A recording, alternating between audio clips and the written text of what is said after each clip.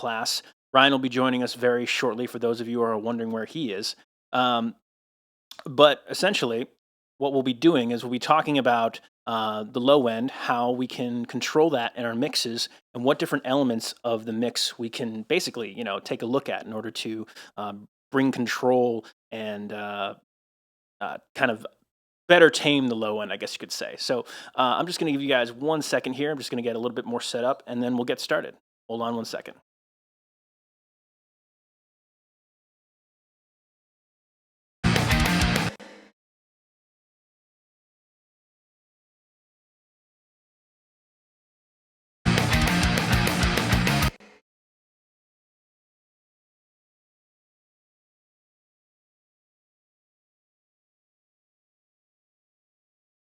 Check 1, 2.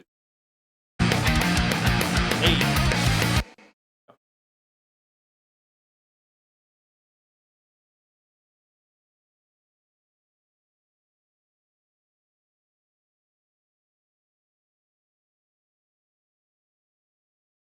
Alrighty.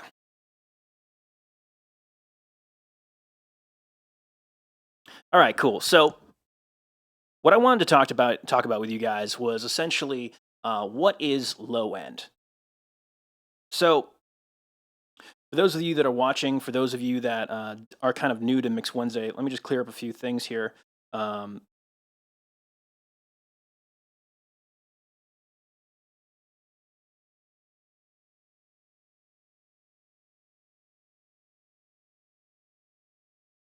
we are streaming. Wonderful. Sorry about that, guys. Anyways, so what exactly is the low end of a mix? It is, to me, it's the thickness, it's the it's the energy, it's the body of the entire mix, right? So when you're mixing something, it is essentially, to me at least, the most important part of your mix. So one thing I wanted to do today is I wanted to show you guys a little bit about the techniques that I use to go about mixing the low end and keeping it tame and under control, right? So, one thing that I've noticed about mixing in general over the past couple of years, for me at least, has been that as I've started to develop some skills, kind of to tame the low end and understand how the low end works, it's actually made my mixes sound a little bit better. And now, when I listen to someone's mix that is just completely um, I guess, yeah, the low end is is out of control. I can kind of tell, like, oh, this needs to happen. He needs to do this. We need to check our references. So I feel like the low end is one of the hardest things to listen to because it's hard to hear because a lot of sub frequencies, they're well below any range of speakers that we have in our homes or even our own hearing. Number two, they're longer wavelengths, so it's easier for them to get kind of it's easier for them to get out of control. Three, I would say the energy in the low end is hard to control, mostly because uh, we're not monitoring things correctly. It's kind of like one, it's out of our range for a lot of speakers, but I think the most important part about monitoring your low end is having an idea of what it sounds like in your monitors, right? Because if you can't perceive that, then you're never going to be able to mix to it. Some guys get subwoofers, that's great. But I like to rely on my headphones. I like to rely on my monitoring setup, and I even have some speakers at home that are a little bit more. They're a little bit more, I guess you could say, low end heavy to kind of emphasize the low end. If you want to take a listen to Beats headphones, for instance, those guys have excessive low end, and they are, yeah, they're pretty incredibly uh, bassy. So what I did today was I decided to grab a mix. This is kind of a heavy metal rock mix. It's nothing crazy, nothing special, but it is a rock mix, and it's got an essence of low end in it that was somewhat problematic. Now, since I mix a very specific way, oh, is that Ryan that I It hear? is. Hey, Ryan, what's up, buddy? Not too much. How you doing? Good, good. So I've got a little bit of a weird thing. I'm not going to be able to let you listen to the stream because my computer doesn't care about you. So that's That's unfortunate. that's okay. I don't care about me either. Yeah, I figured. Um, so I was just talking to these guys about what I had set up for them in the actual class for. Um, so I don't know if you, um, but we can change the subject on that. Ryan, I wanted to ask you why do you feel like low end is the hardest thing to control, and why is it I guess you could say, one of the most unforgiving parts of mixing. So, I mean, I guess the reason most people have a problem with it is because most people can't hear it. Yeah, So, low end, it's all infra sub frequencies, all these things that exist down in a place where A, you physically can't hear, B, your speakers may not be able to reproduce, right. and C, your room may be screwing with. Because to get a properly treated acoustic room, well, not acoustic room, but like an acoustically sound room, Yeah, you realistically need something like 10-foot deep absorbers and or diffusers in your wall to cover stuff like 100 hertz, that kind of space. oh, I gotcha. So So so in the end, most people really can't properly hear all these things we're talking about anyways. I see. So you would say in like live situations, this is even more problematic, right? Well, in a live situation, you can hear it better, right? Because you've got, let's say, Yeah, you are. 60 dual 18 subs in front of you. Yeah, So you're in a place where understanding what's happening in the low end becomes a lot more apparent and a lot easier to manage, really. I mean realistically, functionally, what you're doing to manage it's still the same. yeah, It's just really obvious how clean your low end is in a live situation, whereas in a studio situation, most people don't have that kind of actual low end in their room, and realistically don't want it either. gotcha.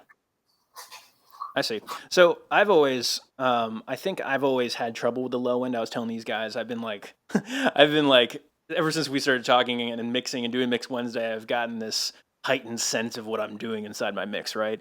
And one of the things that I noticed going back to listening to mixes before Mix Wednesday was how much the low end actually got cleaned up. And I think it has to do a lot with like the techniques that we've kind of talked about over this past year of Mix Wednesdays. But I also think it has a lot to do with for me at least, I think it also has a lot to do with references, like how like understanding your references is one of the most important things I think in mixing in general.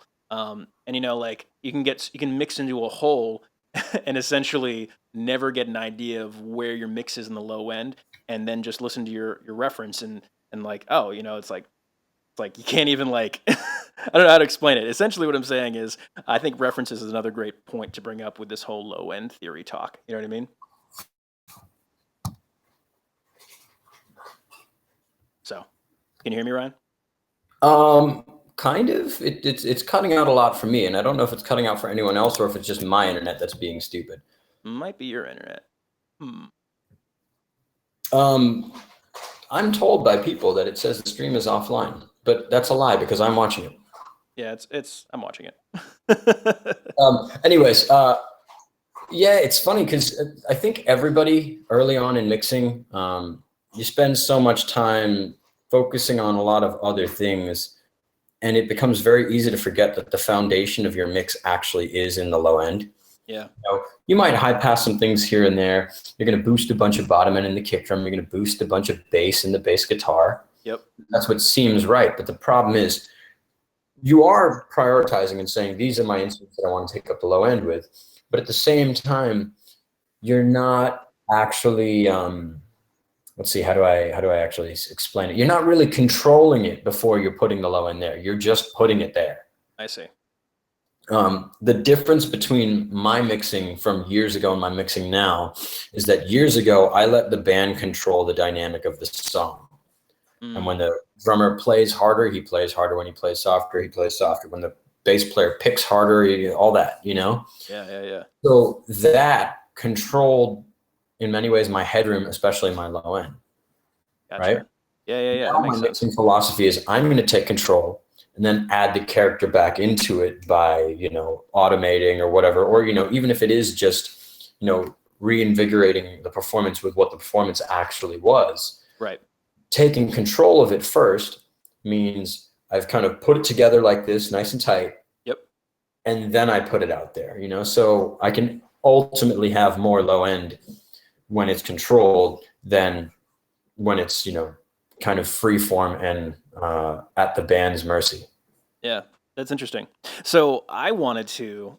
This brings up an interesting point. So one of my examples that I wanted to show you guys tonight was Today I decided to mix a track. It was more of just a prep mix track. I did a kind of a heavy rock song that I've played with a few times before. But what I decided to do was at the very end remove all the elements from the mix that kind of for me tamed the low end, and then A/B that up against the mix with the tamed low end. So it's the exact same mix. Actually, more of a prep mix, I guess you could say. It's not like a full mix, but essentially what I'm doing is I've got this prep mix with all the control taken out in the low end, and then I've got one that does have it all in there. So I kind of wanted to show you guys what that sounds like for me. It was kind of like, oh wow, like that's kind of that's interesting. I mean, it's exactly what you'd expect it to sound like, but it's totally noticeable. So I've actually got an example here that I can show you guys what that And entire process.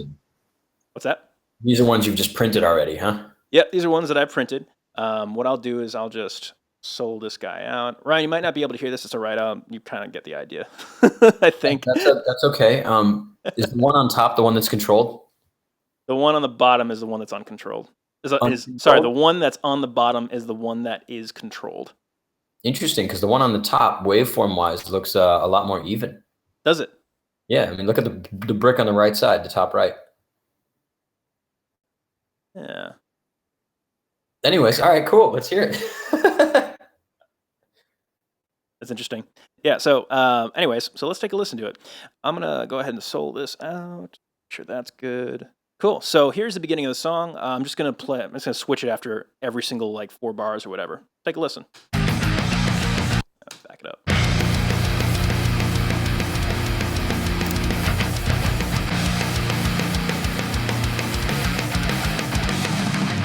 Uncontrolled.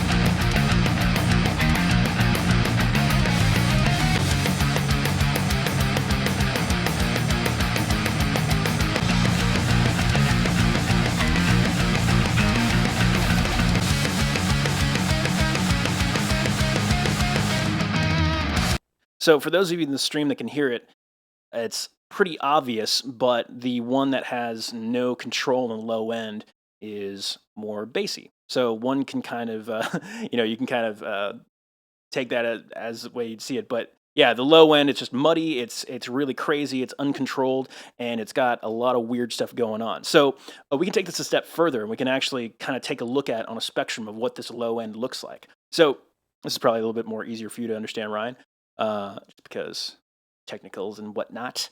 So let's take a look at these same exact mixes, but we'll look at it on the Blue Cat Audio Freak Analyst. This is a great free plugin that you can get on Blue Cat Audio's website. Just check out the settings on the right side. That's kind of what I like to use for it. And this is this bigger view right here, just so you guys can view it on the stream a little bit better. So let's take a listen to the exact same mixes, and we'll concentrate on the low end, or we'll concentrate on the entire thing. We'll kind of, you can kind of check out the differences between these two.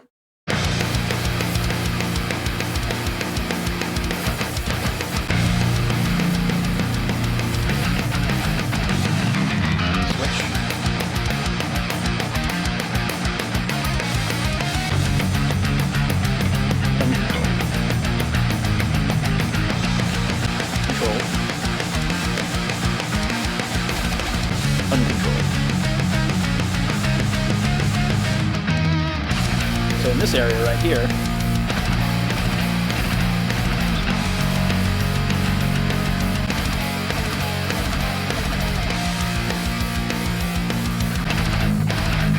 we can kind of see in the one that's more controlled in that area, the actual peaks are somewhat all over the place. Now, Ryan, I don't know if you can actually see what's happening inside of this, but from my perspective, what looks like is I've got a lot of energy happening at different sub frequencies in the low end. The way I kind of explained it, or the way I was kind of thinking about it, was like, man, like there's a lot of energy happening in different areas and different sub frequencies inside this mix. And I feel like the entire low end, maybe 100 down, should be working as one unit and less as individual units between that. Is that kind of like, when you visually think about the low end, is that kind of how you think about it? Or is it more or less like a, I don't really, at least for me in this mix, that's the way I was kind of looking at it. It should move as one unit, not multiple nodes in the low end. You know what I mean?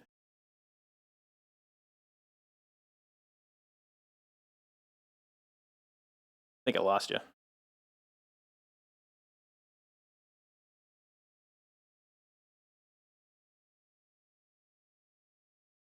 Yep, I lost you.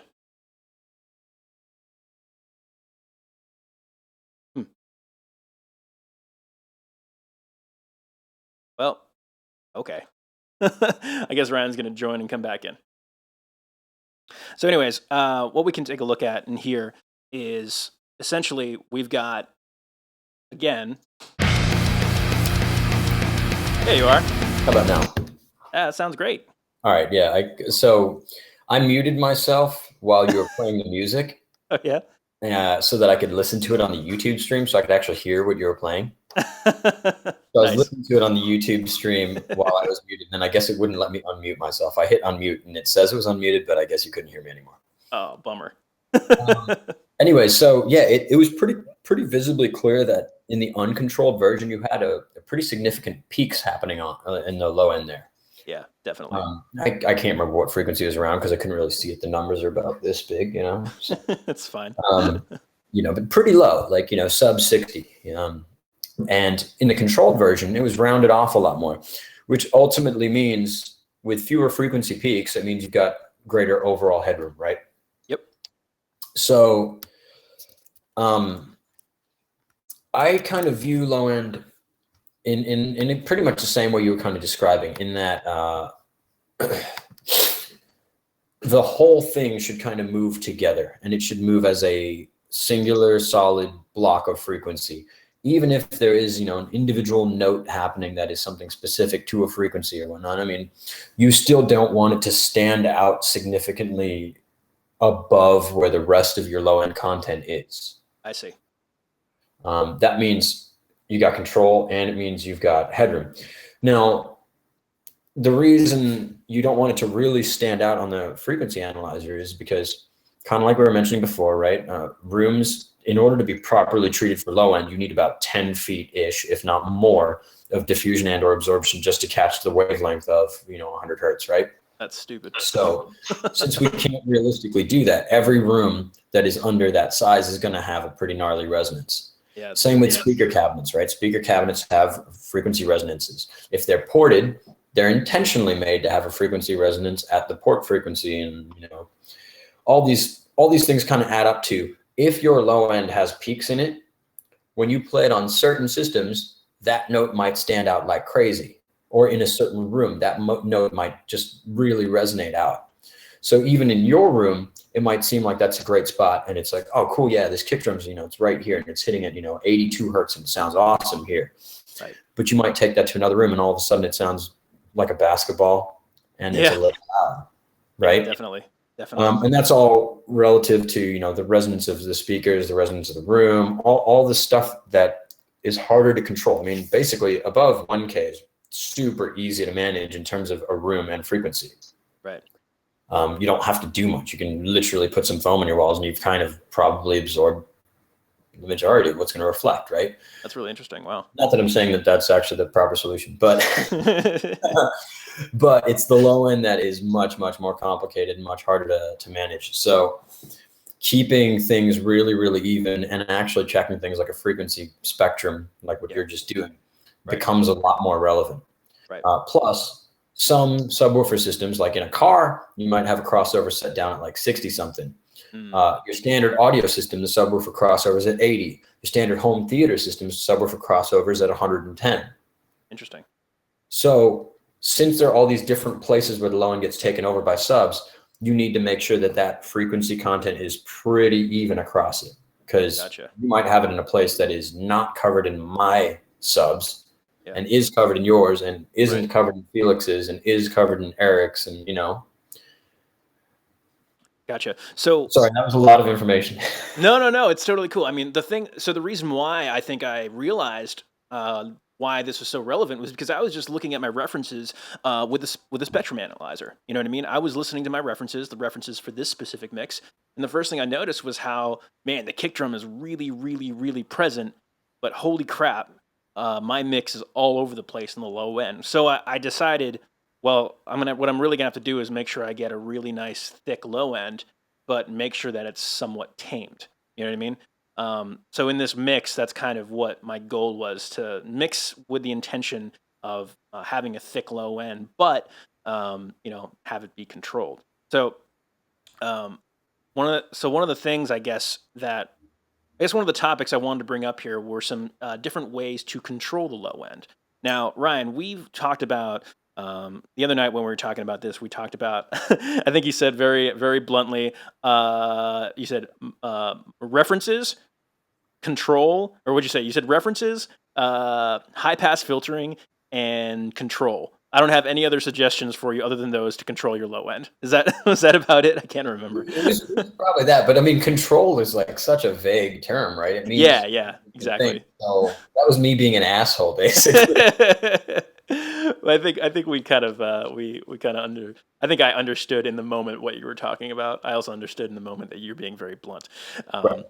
But one of the most important parts, I think, about that conversation and about the low end in general was high pass filtering. Now, we harp on this every single class. I don't think there's been a class where we haven't actually talked about this, unfortunately. So sorry if you guys. Maybe it's like actually a thing. Maybe it's a thing. Yeah, it could be a thing. Um, but yeah, one of the things that I always do in all of my mixes, I know Ryan does, I know Kenny does it, is I literally apply high pass filtering to every element of my mix, or just about every single element. You're going to see high pass filters on my kick drums, on my snares. You're going to see high pass filters on my reverbs, after the reverbs mostly. Um, and you're going to see them on things like guitars, definitely hi hat. Though I feel like with hi hat, my high pass filtering is more or less just me getting out all the annoying frequencies that are actually in the low end of the hi hat. It's both a corrective tool and kind of a cleanup tool. So you'll see it on that. You'll see it on just about everything, and all of these tiny little things. The high pass filtering, that is, these are the things that kind of lead up to that mix sounding so muddy and all over the place. There are a couple other elements in the mix, obviously, that when they were applied, they had a greater impact on the mix than the actual high pass filters. But it's one of the few things. So it's kind of like one of those. It's kind of like that talk. I don't know who's talked about it a lot. It was either Graham or probably just everybody who does mixing. But there's a little bit, small amounts of these tiny little things. All of your mix can actually lead to a pretty huge sound. And that's kind of, I think, that's how I think of it with high pass filtering, at least. Right. So what do you? I mean, are there any? As far as high pass filtering, Ryan, do you always do it to all your tracks, or do you do it to only the tracks you know are going to be problematic? Well, I mean, there's no negative to doing it to a track that you don't know it's going to be problematic, right? That's true. Yeah. So basically, I've got a default high pass setting that I think is like 67 hertz or something, and I set my my one band so that when I instantiate it, it automatically instantiates with that preset. Oh, okay. So what I do is right when I start the mix, I hold Option and I hit one band. That's awesome. So it puts a one band on every single track, right? Oh, that's totally rad. Yeah, I remember you. I think I remember you telling me about that. You just hold Option and click and one band everything. That's so rad. As like a base starting point. Now that doesn't mean everything's going to sit at 67, because I mean guitars do not need anything remotely near 67 hertz. That's true. 99% of them don't need it, right? You could bump it up to like 120 or whatever, and you'll be okay. But it's just a quick starting place, right? So you toss that on, and I put it on everything. There are a couple sources that I know the intention of them is to have tons of sub frequency, right? Like a Moog. Yeah. It's meant to be dirty and it's meant to have all this extra low end, right? That's true. I might remove the high pass entirely from that. Gotcha. I might remove it from individual samples where it's single hits of something, be it like an 808 or be it, a kick drum, whatever it might be. So 99% of the mix is high passed, and then the one or two, realistically at most, 4 elements that are going to take up the low end in the whole sonic scape, I will manage separately. Gotcha. And what that allows you to do is it allows you to literally pick the things that are going to sit in your subwoofer. Oh, that's awesome. That is really awesome. So you prioritize based on the frequencies that Wait, repeat that again. Say I, that whole thing. okay, think about this, right? When you Okay. sit in the car, and I don't know if you do this, but I know I used to do this. I used to love having the sub, and I used to have subs in my car. Of course you did. I used to love having them on, and I used to have them like just so that you could feel it. I wanted to feel the low end. It wasn't even about necessarily hearing it, right? Yeah, that's true. And when you think about what you want to feel, it's always kick drum and a really, really solid, even bass line. You don't give a shit about hearing the low end of the vocal in a sub. You don't care about hearing guitars in the sub. Right. Maybe the bottom end of some keyboard bits, some synthy stuff. So when you break it down to what are the things you really want to feel, those are the things you want to put into like the real low end range. I Because see. sub frequencies, it's not really about hearing the note. It's mostly about what it feels like, right? Right. Or, the impact it may provide, like in a kick drum, right? Right. So if you go, okay, here are the 4 elements I want. It's going to be the kick drum, it's going to be the bass guitar, it's going to be the Moog synth, and it's going to be this weird super wide synth that comes in during the choruses or something, right? Then if everything else has a high pass that is, let's say 100 hertz or above, Yeah. and pretty steep in the slope, no matter what, your 4 elements are going to have space. That's interesting. Right? Wow. Yeah, no, that makes total sense. That's great. So essentially, you're just picking and choosing what you want to be in the low end, and everything else gets a high pass filter. Right. And That's even killer. those things in the low end might get a high pass filter. It all depends, it depends on what it is. Yeah, that's true. Open mics always have a ton of like low end sub frequency garbage in it that you don't really need. Even a vocal take, it's just the rumble of the air conditioner that was in the room up there, and it's just transmitting through the floor, and it's something like 30 hertz, and it's just taking up useless headroom in your vocal take. Yeah, that's really interesting. It's funny you mentioned that. The next example I wanted to show everybody was essentially what kind of you've shown me to do with bass guitar, and then a little bit something added on the end there, just to kind of make it a little bit more interesting. Essentially, we have in this track, you guys can take a listen to this if you want, just a bass track with some just kick drum. Actually, so this is just a simple bass guitar track in this heavy metal song. But what we've done here, as kind of what Ryan was talking about, instead of we know that we want the bass to be in the low end of the song. I mean, who doesn't want that? I mean, right? But since this bass has qualities that we like in the high mid range, what we've done is divided them into 2 different frequency ranges. And it's pretty simple to do. All I've done is taken this bass track, routed it to a bus, and then split the bus up into 2 tracks. One has the sub-frequencies from 35 up to about 120, completely filtered out, so you get all those nice sub-frequencies, kind of like what Ryan was talking about. And the other one is essentially 118, the same high frequency, all the way up. This extra note in here was actually just in here for creative purposes, so you can ignore that. But what we've done here is we've essentially split up the low end. So we have the sub-frequencies. I don't know if you guys can hear that or not on the stream. And then we have the high end right here. And then after that, we essentially have a crushing CLA2A, giving us some harmonic kind of richness in that high end. And this is entirely my bass trick, isn't it? It's totally your bass trick with something on the end. I'm telling you, there's something on the end. Okay, let's see.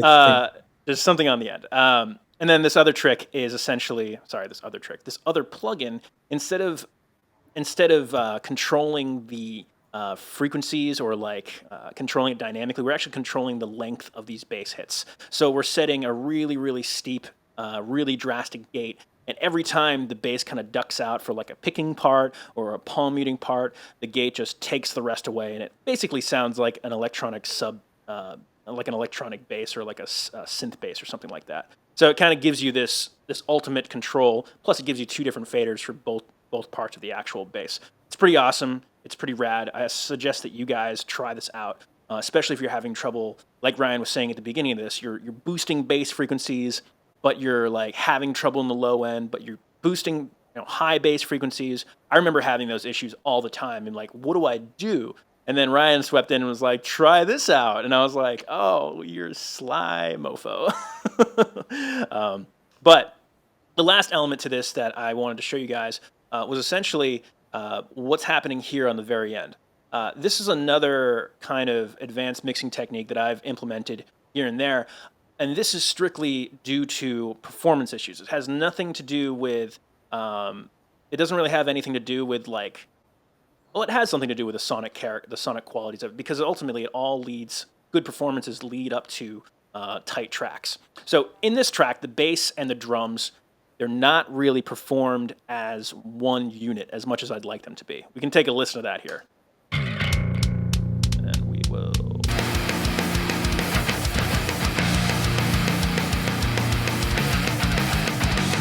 What I'll do here is I will mute out the guitars here just so you guys can hear the actual guitar, or the bass.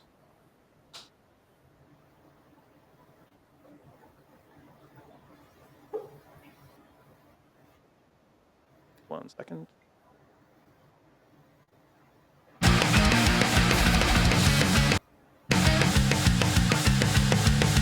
There we go. Okay. So I have the bass tracks and I have the drums playing at the same time. You can kind of hear in the actual track that the performance of the bass and the drums is not actually, it's not actually that great.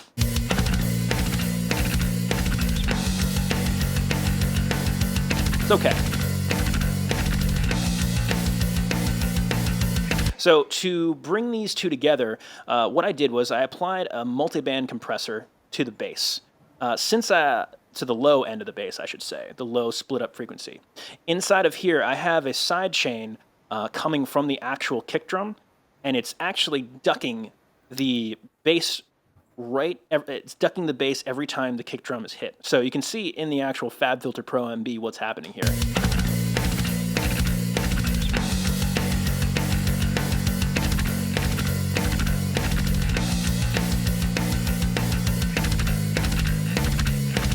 So let's take a listen to the Pro MB on bass track and the Pro MB not on the bass track.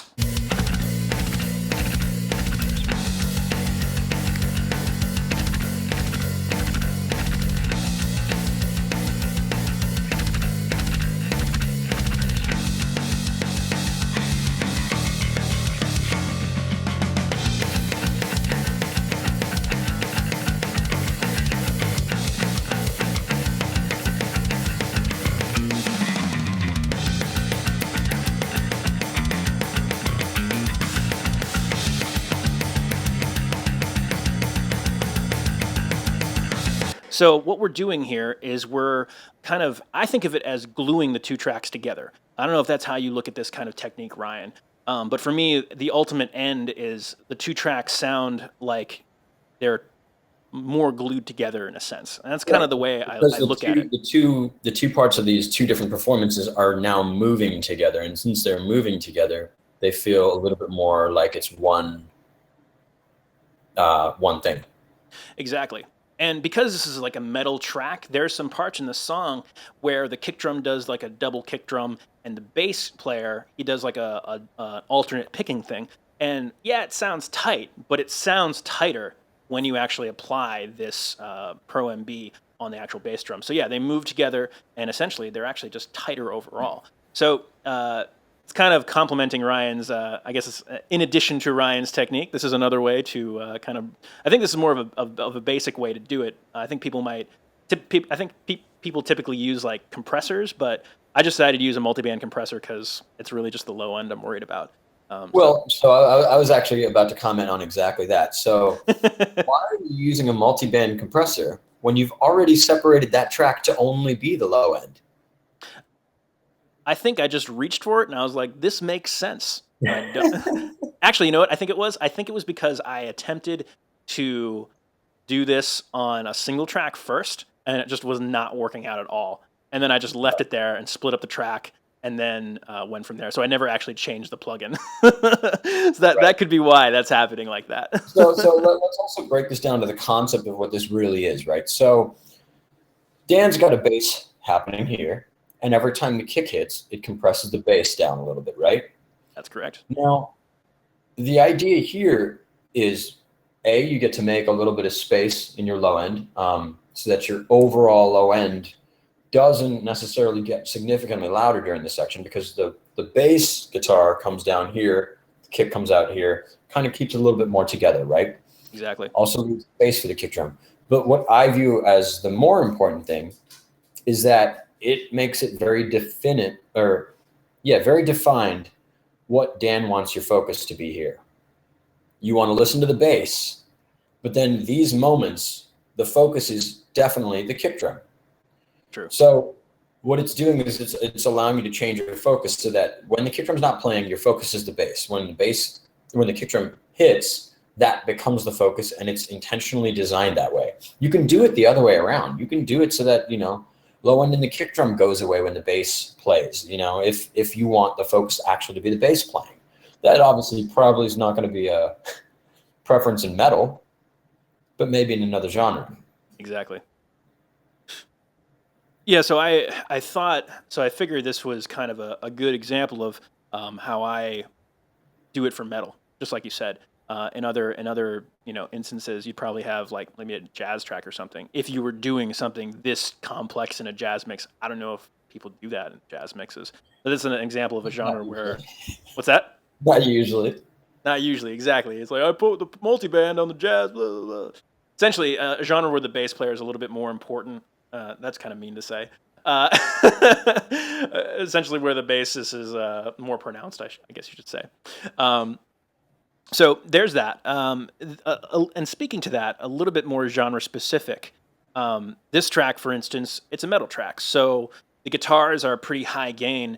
And something that I find with guys who play metal, the guys who are really good, they're really, really, really tight. Like even tighter than, some, just your typical metal band. The rhythm guitar players, they have to be tight players in order to kind of perform this larger than life sound. But regardless, when you get into a mixing paradigm, I find that with this specific genre, or any genre that has kind of heavy guitars, the mixing paradigm is a little bit different. You're always going to shave off more low end than you actually think. That's why I like doing that when the guitarist isn't present in the studio, because like, where all my low end go? It's like, chill. You know what I mean? Like, just chill out for a second. So I kind of wanted to show that a little bit in this track. You can kind of see it here. I have these rhythm tracks laid out, but in here, there we go. There we go. So these are the rhythm tracks in this. They're pretty tight.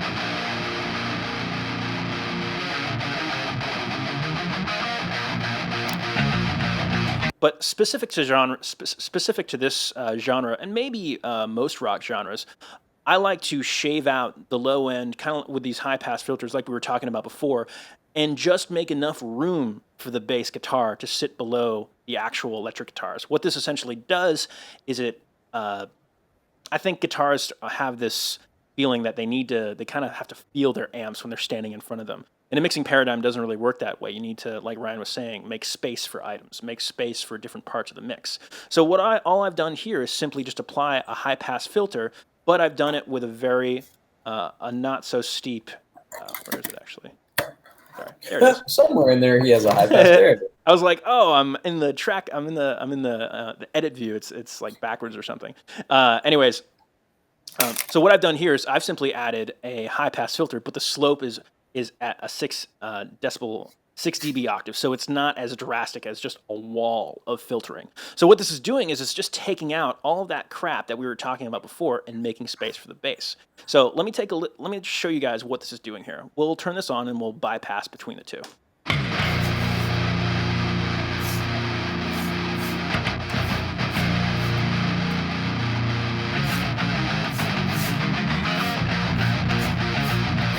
So we can hear how, I guess you could say, out of control the low end of these guitars is. Right.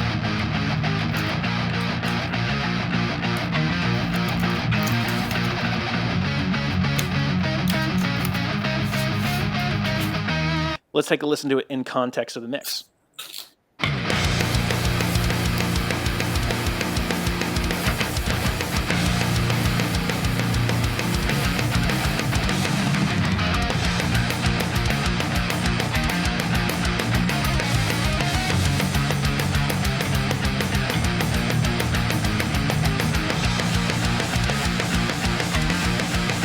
So you can see that just by simply applying a less drastic high pass filter to the low end of the guitars, we're controlling them, but we're actually kind of shaping them to be the way we want. I think what happens here is you can hear the bass all of a sudden pops out of nowhere. And that's because we're letting the bass take up those responsibilities in the low end of the rhythm guitar that we don't really need. They're just kind of messy when the guitar player plays them. So why not let the bassist, the tamed bass, take over those responsibilities in the low end, and then there you go. You have a much better mix, a much more balanced mix, and a mix that has, I guess you could say, more balls to it overall because it doesn't sound as floppy. There's a lot of like dick jokes in that one thing I just said. Sorry about that. Mm-hmm. Anyways, so yeah, those are the kind of things I did in this mix to kind of take control of the low end and essentially tame them so that it's not an overpowering kind of disjointed mix. Now, Ryan, is there anything like you do specifically with like vocals or anything else in your mix that kind of contributes to taming the low end, or Plenty, but I have a chalkboard, which is amazing. So I decided I'd draw you a little diagram here. Okay. Of how let me make you full screen. And guitar fit together for me. Okay, here we go. I want to make this full screen for you. So frequency-wise, from left to right? That's low frequency to high frequency, right? Yep. If you build your tones so that they work like this, then you don't really have to worry about them overlapping so much, right? Interesting. Now, a lot of people like putting kick above bass and bass below it. But this is, a decision you need to make on your own, right? For me, I personally like kick below it, and that's just for most of the things I work on, right? Yep. But by doing that and placing each of these instruments into a frequency range, we don't have to deal so much with masking and all that. And subsequently, when you're in control of just the bass, you don't have to worry about the guitar really messing up your overall headroom anymore. Yeah. Right? Since they don't really overlap so strongly. That's true. So similarly to how you just said, you like taking out the low end of the guitar because that's really where the bass lives. I do the same. But also the bass itself, I've also split up into 2 frequency ranges like you did earlier. Yep. And by splitting that into 2 frequency ranges, I can have the bass sitting here and then bass also sitting over here with the kick drum sitting on top of it in that same frequency range. Gotcha. So the kick drum comes in when it comes in momentarily, and then the bass takes it up for the rest of that space, and then the kick drum comes back in, and then back to bass, etc. That's really cool. So you always structure your mixes kick first, then bass, then guitar, and then was that kick at the end again, or was that? Yeah, it was kick at the top too, because obviously you've got the top end of kick drum there too. Yeah, that's true. Wow, that's really cool. So when you're working on stuff that's more, I guess it applies to everything. I was thinking about, I was going to ask you like, what does it sound like in R&B and in like, hip hop? And it's like, well, it's kind of the same thing. Just you have different elements of the mix, like 808s, and you have sub kicks, and you have all that kind of stuff. But ultimately, it's really just all the same content, just the frequency. So if we were to break down what makes like a pro mix sound pro, very often it's stuff like the low end is super together and super clean, right? Right. I mean, as you were saying earlier, when you compare your old mixes to your current mixes, what's one of the biggest things you see as a difference? What are the biggest things you see as a difference? There's no clarity in the old mixes, and there's no like control. Zero control, zero clarity. And a lot of the control is in the low end, I think. It just sounds disjointed. Right. So I always used to have the issue where I'd, kind of get together a rough mix or, and I'd be like, oh, this is sounding great. Then I'd play a reference and I'd be like, fuck, my shit sucks. Yep. Right, which I'm sure pretty much all of you guys have done, right? That's a thing that we've all kind of been through. So first of all, I know we've said this a bazillion times in this class, but I start by listening to a reference. Then I start mixing. Then I keep listening to a reference. Then I keep mixing. Then I keep listening to a reference. And I keep mixing. So the whole time, the perspective of the overall frequency spectrum is a part of my knowledge. Like I have a good understanding of what's going on there. Right. But as I was saying earlier, my low end used to be a mess too. And the big realization I had was that clean low end, really tight and put together clean low end can basically make it can kind of make 70% of your mix. If you've got something where the bottom end is just so put together, even if other things are a little bit messy, it at that point almost seems like it was creative choice. Yeah, that's true. And there's a lot of records where, like, if you actually were to just straight up analyze them for what's going on and why this thing's really loud or what's happening here, Yeah. when you kind of break them about, you go, that's really weird that they did that. But since the low end is so together and the lead vocal is so together, you get away with getting weird with the rest of it, right? Yeah, that's true. So yeah, managing the low end became like a huge thing to figure out. And I almost want to like just kind of see if Dan, you and I, if we can break it down to like the basic steps of how to manage it. Sure. What would you say are, like, let's say, three basics to low end management? The 3 basics to low end management. Well, I think one of them, well, if you break it down really, I think the first part is making the decision of what is kind of like what you said, what you want in the low end. That's the first thing. Yep. The second thing I would say is, how are you going to, well, I would say, how are you going to control the elements in the low end so they work as a single unit? Right. And then third, I would say, I don't know. What would you say the third one would be? I don't know. But I mean, if I was going to break it down, yeah, I would go, definitely it would be the elements. You need to choose what you want to put in the low end, right? Yep. Unquestionably, you need to go, these are my couple things that are going to be there, and this is how they're going to be there. If it's an instrument that sits not just in the low end, which is most of them, right? Let's say kick drum, bass guitar, some synths, toms. Toms are a pretty interesting one. Yep. You need to decide how to manage the low end of it specifically versus the rest of it. What Dan showed earlier in the example of splitting the bass up into the 2 different frequency zones would be a way for managing it for bass. You'll notice that very frequently when people record and on live sound, guys will use multiple kick drum mics. And very often it's because one of them is basically used for the low end and the other one is used for the attack tone. Yep. Sorry, I keep looking away because my puppy's making weird sounds. He's just being weird. So subsequently, when you split it up into 2 separate microphones, you have already done what Dan did with the bass there by giving yourself 2 different control elements, one of which, let's say the attack, you can leave uncompressed and dynamic and let it do its thing so that it feels like a real performance. The low end section, you can gate it extraordinarily tightly. Yep. And just tailor the frequency so it just, has a nice round punch to it. And then you can compress the crap out of it so it has a dynamic ceiling.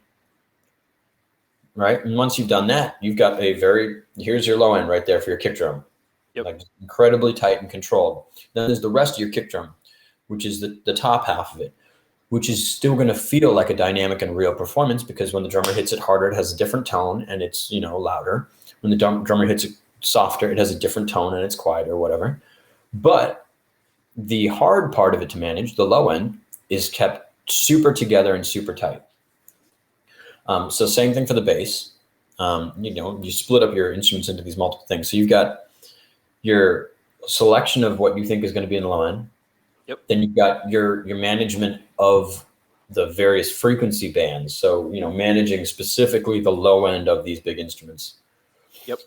And then, I mean, the last one's kind of weird because I realized pretty early on that I mixed a little low end light. And I think it was because I don't know what it was. I think it was because I was a little bit afraid of it. Who knows? Yeah. And then every time I would toss on a reference, I'd be like, oh my God, they got like way more bottom end than I do. Yep. And what I used to do back then was I would just take a EQ on the master and just bump the bottom end. There you go. And if your low end was really controlled, it was totally okay to do that. It didn't really matter. Yeah, no, that's true. Right? But if your low end was a mess, when you take an EQ on the master and bump it, you notice immediately that your low end's a mess. In fact, it's actually a pretty good mixing kind of check, if you will. Just take an EQ on your master and just boost something like 6 dB, like a little bell. Yeah. Move it around your mix. And if you hit a point where your mix sounds completely screwed up, that means you don't have control of that frequency band in your mix. By screwed up, you mean what exactly? I mean, obviously it's going to sound like something's boosted, right? Yeah, that's true. But let's talk about NS10s versus Barefoots versus Focals versus Neumanns versus all those. Every single frequency or every single speaker set has a different set of frequencies boosted in it. Right, that's true. Right? So if I take an EQ and boost something 6 dB and scroll it across my mix, yeah, at that point, I'm almost emulating a bunch of different speaker types. That's true. I never thought about that. Right? I never thought of it like that. If we move that across and we get to like 1K, and now all of a sudden it sounds like an Auratone. Yeah. Cool. But we get to 1K and all of a sudden I'm like, oh my God, this is a muddled mess. And the snare drum sticks out a ton. What this means is that your 1K region is not controlled. So you've got something going on there that's going to, when you play it on an Auratone, is going to sound terrible because the Auratone is that frequency band. So it's about checking your translation, essentially. You're taking your mix and you're checking your translation to make sure that, or you're simulating translation by simply just applying a bell to the master of your mix. And that makes a lot of sense. It's kind of like what we talked about with applying like a low pass filter across your entire mix or a high pass filter across your entire mix. Right, which we've talked about many times, but I don't think anybody that's in this class today has actually heard us talk about that because most of the people in the class today are reasonably new. Oh, that's cool. Well, essentially, you want to explain the high pass, low pass, go for it. Yeah. So essentially, inside of your mix, if you're looking to, check your translation, or if you're mixing on headphones and you're on the road and you're mixing, essentially, you need to make sure that you have confidence in that your mix can translate to other formats properly. If you can't do that, one easy way to do that or kind of simulate this process, kind of like what Ryan said about applying a bell curve to your mix and moving it around. You can do the same exact thing, just apply a high pass filter or a low pass filter. I'm not saying you leave this on the master. I'm saying you check it. So what I would do here, essentially I'd put this on I'd put it on my master so that I could compare and contrast my references, how they sound in those frequency realms, and compare that to my actual mix. So if I go in here and I just apply a single high pass filter, I can start at the low end. Actually, I'll start high end. And all you're going to do is listen to the track. But what you're going to do is you're going to just move through the track in octaves. So what I would do is I'd start really high. Move down to 10. 10,000, sorry. It's funny that you type these in because I literally just grab the knob and sweep it. I'll do that this time. Down to 5.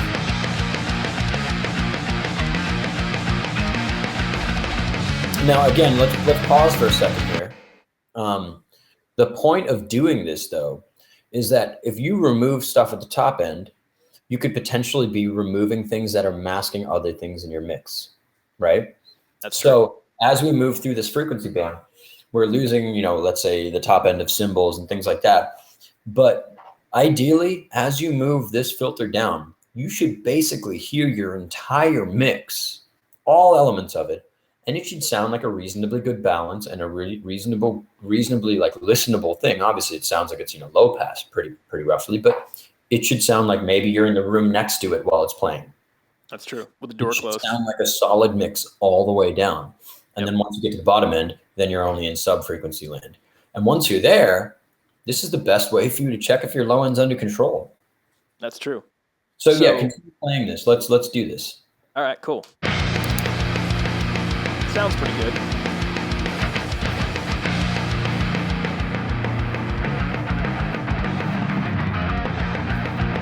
Sounds all right. Starting to sound like a muddled mess. So that means you got some stuff to clean up around there. Yep.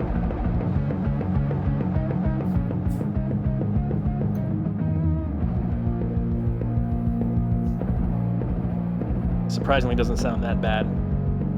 But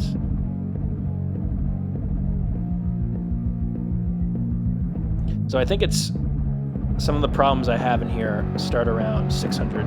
But let's get down to about 116. Still kind of hear everything.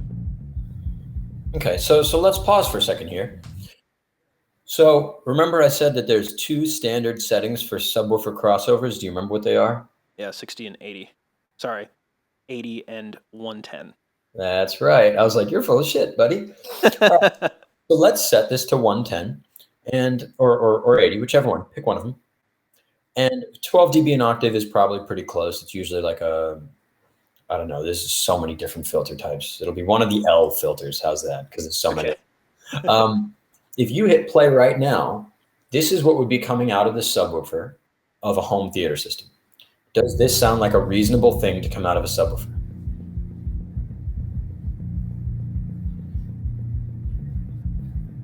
It's all bass. It's just all bass. There's barely any snare, barely any kick. It's just a tiny bit of guitar. That's it. Okay, so what this means is that where your kick is sitting is not in a place that would sound good on a home theater system. Interesting. Okay, let's move it down to 80. Let's go to a quote unquote music system. Okay.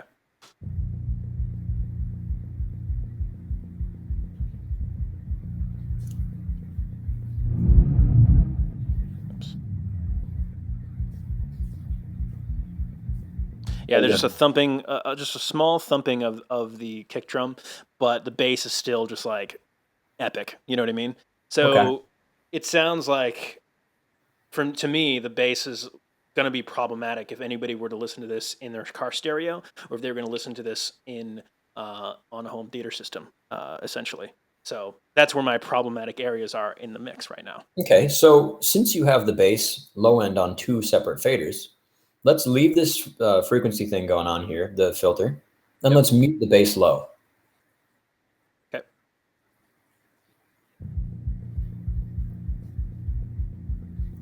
How's that?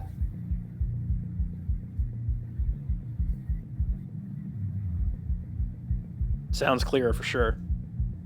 Well, obviously. So with this, the best thing about this right now is that the simplest solution is you've got a fader there. Turn it down. Yep. Easy. I also think the guitars are actually way more in the low end than I expect them to be. So I actually want to take this and there we go. So how does that feel now for your master? It's honestly just kind of like a nice thumping from the kick drum. I have this sub kick thing going on here with a sample that's happening, and it's just the thumping of that. And it's actually kind of awesome. Okay, cool. So now bump it back to 110. All right.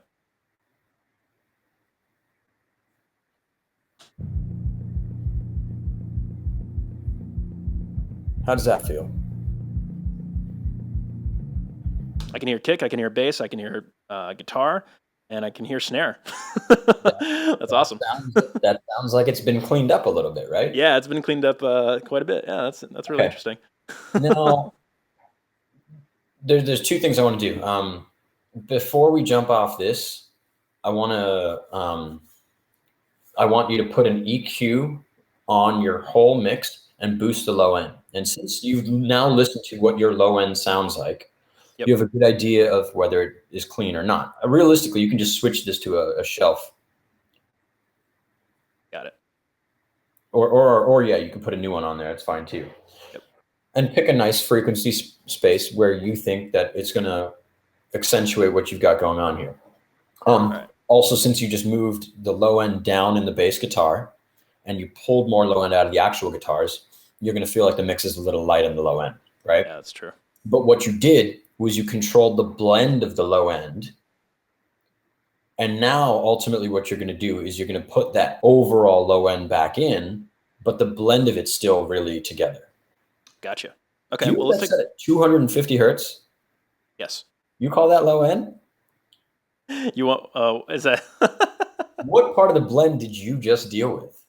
I dealt with everything that was 118 to 35, but I also took out some of the guitars, and those were filtered up to about 200. Right. So if they're filtered up 200, boosting at 200 is not really going to help you much, is it? Right. So put it down to about 150. And how much do you have to boost here? 6 dB? Let's not do that. Let's do 3. Okay. Let's Um, not do that. and let's soften the Q on that filter a tiny bit too, so it's not just very, very specifically. There you go. That's probably cool right there. Awesome. Let's bypass this. Turn off the filter on like the mains, which I think you've already done. Yep. Hit play, and then turn this back on and tell me what it feels like. All right.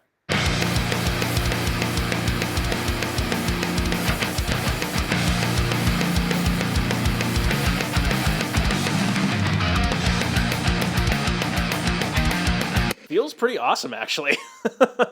Yeah, dude. So That's awesome. this, Wow. we're jumping back to this whole thing of putting an EQ on the master bus, right? Yeah. Some people are going to go, well, leave that for mastering. Well, fuck the mastering guy, because I know what I want my mix to sound like, and I want to have that much low end. Someone's going to say his EQ is better. Well, I know what I want. And if this EQ works for me and this EQ sounds good, Dan, does it sound good? Yeah, it sounds great. Then cool. I'm going to give it to him in a position where it's closer to the final mix rather than expect somebody else to do this for me. Right. So we're taking away the elements that are not ideal, but we're adding it in at the end, essentially. So what we're doing is we're cleaning up everything that's below this certain frequency range, like what we know is going to hit subwoofers.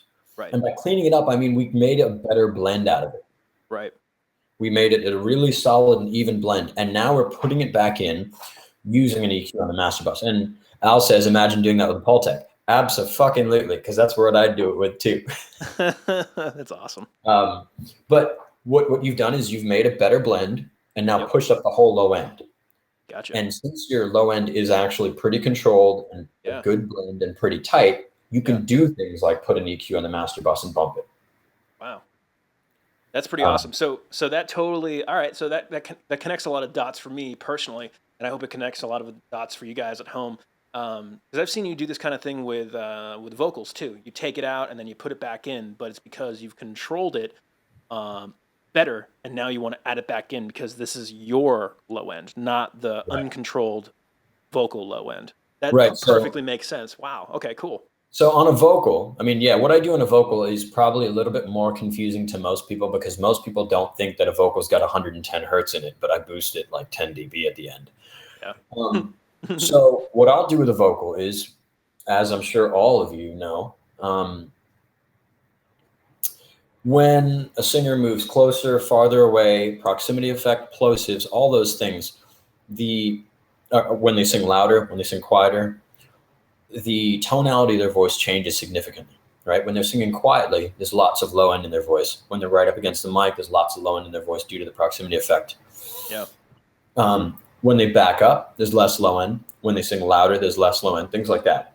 Yeah. So unfortunately, compressors are triggered by all frequencies, right? It's true. So low end is a high energy portion of the signal. So if you've got a compressor on your vocal and your singer's being, right up on the mic and has this proximity effect going on, the compressor is going to be triggered by the proximity effect, not actually the vocal content. True. Right?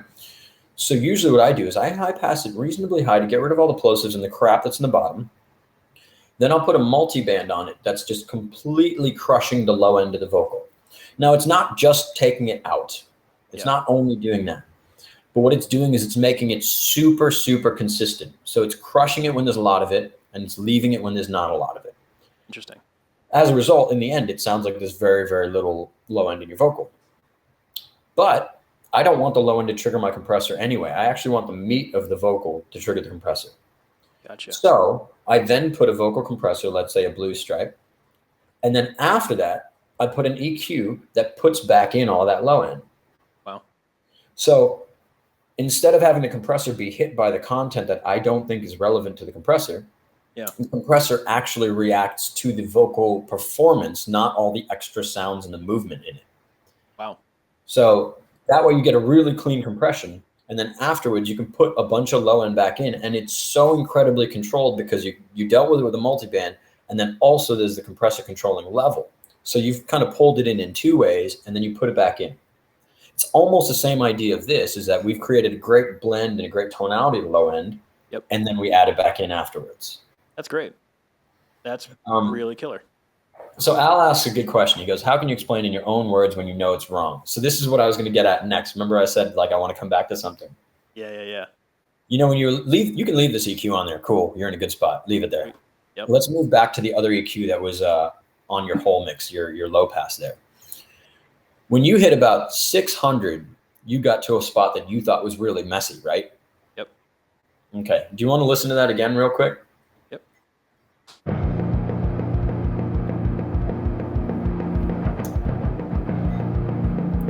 So does it still feel messy to you? Yeah, and I think the reason it feels super messy now that I'm listening to it, it's because that's where there's some grit in the guitars. That's where the snare is coming through. The kick has got some space in there. And the toms, when those hit, those are like all there. It's all tom attack. Okay. And I think that's what's happening there. It just sounds... There's just a lot of energy happening there that I don't like at all.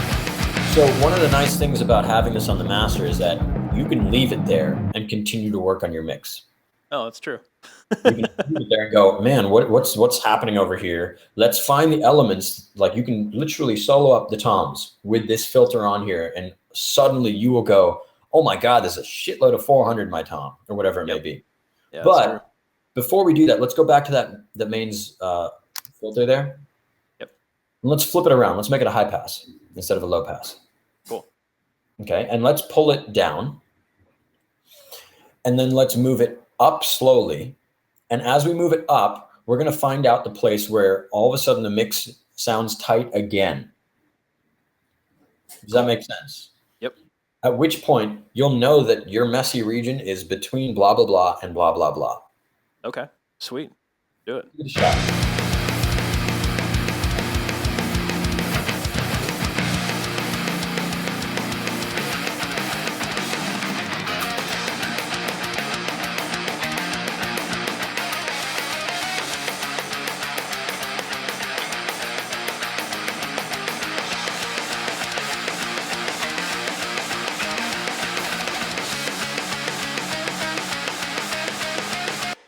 So I'm still... I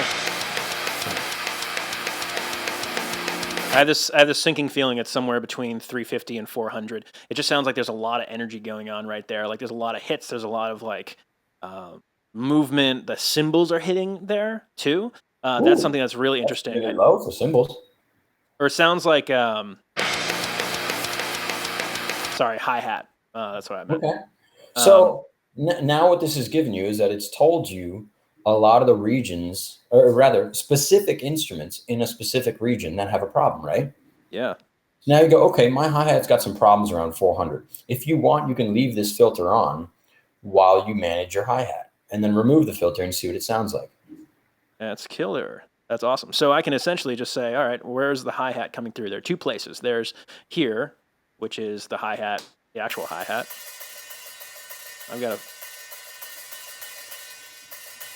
got a one band right there. It's pretty steep. That could be why, because there's some resonance happening at 627, exactly where I didn't like the sound. So I could... You might want to make that a shallower filter and move the frequency up. Yes. And also, is that sound specifically coming from there, or is it coming from the overheads and the cymbals in the overheads, the hi-hat? Exactly. So it's probably coming from here too.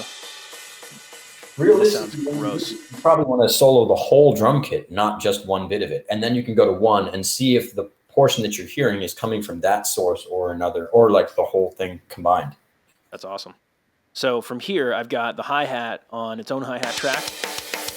I've also got it happening on the overheads track as well. So let me take these out.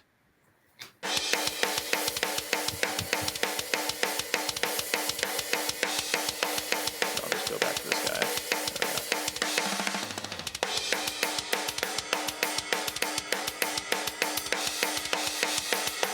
So I muted my hi-hat and I muted my overheads or cymbals track. And it seems clean. All right, so yeah, so what the problem here? So the problem is this cymbal track right here. It's a super dynamic, super clangy overhead cymbal sound, and I think these are fake drums, so they sound pretty good for fake drums, but they've got this strange like energy thing happening on this one. It sounds like they were tracked with really harsh compression. Honestly, that's what it really feels like. That may have been the case. I mean, people do that. Yeah. There's a couple ways you can manage this. You can either manage it on all the individual tracks or on that cymbals subgroup there, or cymbal. Oh no, that's not a subgroup. It's actually just a cymbals track. Yeah. Yeah, that's definitely programmed drums, man. Yeah. You can, on that track itself, just put an EQ and just notch out some, 400 to 600. Yep. That is cool.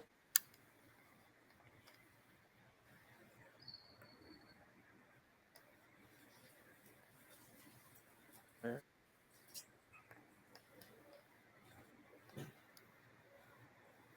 we go. Why is it not working? Because I'm an idiot. And I don't think I've ever used this as a notch. That's really wide. Yeah, make it less wide than that. I was like, how do I use this as a notch? I've never used this as a notch, only a filter. Duh. Cool. So take a listen to that and see if that's cleaned it up a bit. Cool.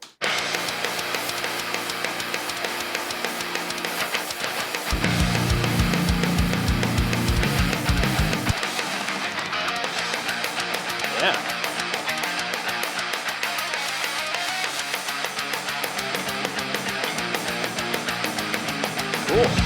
Cool. We're totally not talking about low end anymore. But No, we're not. Sorry. Oh man, that's so funny. No, but no, I think the element is there though, because I mean we've kind of talked about the low end a lot here, but this is a general way of just checking specific frequency ranges of your entire mix. We happen to find out that between 400 and 600, my mix is a little weird, and it was because of some crazy ass program cymbal track. I think at home, when you guys do this with your own mixes, especially in the low end, you'll start to see and unfortunately realize where the problematic parts of your mixes are. And I think that's really what the take home here is, because that's fantastic. I really like that, Ryan, being able to, you have like a method for checking everything at the master bus level, because I feel like I get overwhelmed once I get to this point. I'm like, I'll just put on my master bus chain and then I'm done, because everything sounds fine. But no, there's a whole process to that, especially when it comes to the low end. That's killer, man. Love it. And I mean, I think that process for me came up when I was trying to check the low end, right? Because at the time I had Barefoot MM27s. Those are some pretty serious speakers, right? Yep. I've got 4 10-inch subs on the side of these things, right? Yep. And I was in a less than ideal room with such insane speakers, right? So I actually had a 12 dB boost at 31 hertz in my room. It's crazy. That's how my room measured. It was a complete mess, right? Yeah. But one thing that's kind of cool on those speakers is that you actually have mute buttons for each of the things. You can mute the highs, you can mute the mids, you can mute the lows. Oh, so I used to mute wow. the subs sometimes, and I'd work with the subs off on it, and then just do exactly the opposite. And then eventually I was like, forget this. I can do this within Pro Tools and just listen to just frequency ranges. Oh, dude, that's awesome. So what was happening was I was making these mixes where I had like massively awesome low end, but that would be masking like all this garbage that was happening at like 110 to like 150. Wow. That's cool, man. I didn't know you could do that with the MM27s. That's really cool. Like getting 3 speakers in one. Yeah. That's awesome. Killer, man. So, yeah, it's kind of a method just for managing how to listen to different sections of your mix that you may not be able to otherwise, because let's say your speakers don't put out a ton of low end, right? Yep. Well, if you roll it down to 80 hertz, just turn your speakers up a shitload. You'll still get a good idea of what a sub's going to do with it. Yeah, that's killer. Wow, that's awesome, dude. Yeah, so I mean that's some really good information. I think there's like really 5 pretty solid points in this class that we kind of made about how to control and talk about and manage your low end, especially these tricks that you have at the end with your master bus. I'm going to be doing that from now on. Anything you show me that's awesome, which is pretty much kind of always. I always tend to just like freak out on and always use it. So that's killer, man. But yeah, so I think we can conclude the class there. But yeah, those are some ideas and some applications and some techniques for implementing a system to check your low end, fix it up, and start controlling it from the very beginning of your mix. You can add filters to every single part of your mix. You can check your mix with high pass filters and low pass filters. You can duck other instruments, other low frequency content instruments to other low frequency content instruments. You can do tons of different things to really bring your low end together. I think the most important part to understand with this whole thing is to, what I'm going to do from now on too, is to think about what you want in the low end first before you start mixing. I think that's the breakthrough aha moment for me, Ryan, is deciding what you want in the low end below, let's say 100 hertz, and then everything else gets a high pass filter. That right there really is a take home for me, because I think that's something that a lot of people will kind of relate to, because they're like, oh, where do I start? Well, you start by deciding what is in the low end. That's great. I love that. So ultimately, you kind of should be doing that for basically every frequency band. Yeah, it's true. You should be. You go, what is going to be like, especially top end as well. Yeah. Like, do I need my guitar at 16K? No, no, not. I don't. That's great. There was one good question that I kind of skipped over, and that was Al asking, what does it sound like when it's wrong? When you're listening to a specific frequency band, any of these little areas, ultimately you want to be able to hear your whole mix as if you're hearing your mix. Let's say as you take off top end, maybe you're listening to your mix from another room. It sounds like a great mix, but the top end's gone because you're in the next room over. Yep. Let's say you've rolled it even farther down. Now you're 2 rooms over, and that's what your mix should sound like. It should still sound like a solid mix all the way through. And when you're doing the other end and you're taking off the low end, it should sound like a great mix. And then eventually it sounds like a great mix on a laptop. Then eventually it sounds like a great mix on an iPhone. Then eventually it just sounds like weird hummingbirds. Yeah. Yeah, that's pretty funny. The takeaway from that is that as you take stuff from the top end, take stuff from the bottom end, or do both at the same time and do a band pass, your mix should still hold its own the whole time. It's going to sound like a mix where someone's band passed it, but it should still sound like a great mix. Yeah. It shouldn't be that you've gotten to a certain area and now all you hear is snare drum. Yeah. Which or is like something I used to do. I used to boost the snot out of 700 on snare drums because it sounds awesome. Yeah. But it's not actually manageable or real. You can't do that. Yeah. The other thing I've noticed too is that like you just hear tones. You just hear like a boom, boom. Right. You just hear like the resonant frequencies. It's almost like a pitch you can harmonize to. Right. Crazy. And then you'll find that comes from somewhere and it's wasting your headroom. Yeah. That's crazy. So I think that's kind of that was a lot more than just managing low end. That's actually just managing frequency bands in general. Yeah, but hey, I think it's hard to do. It's hard to do one without the other, I guess, without mentioning the other. So, right. So true. Awesome. Well, we'll conclude Mix Wednesday there.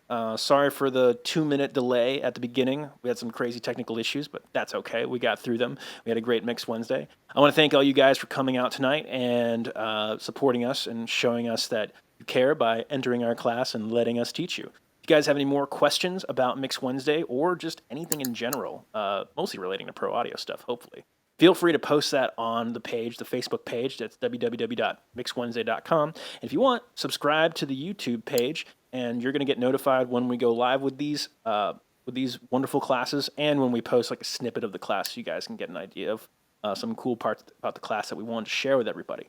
So without further ado, let's conclude it. My name is Dan Gonzalez. I'm Ryan John, and thank you so much for being here. I appreciate you guys more than you know.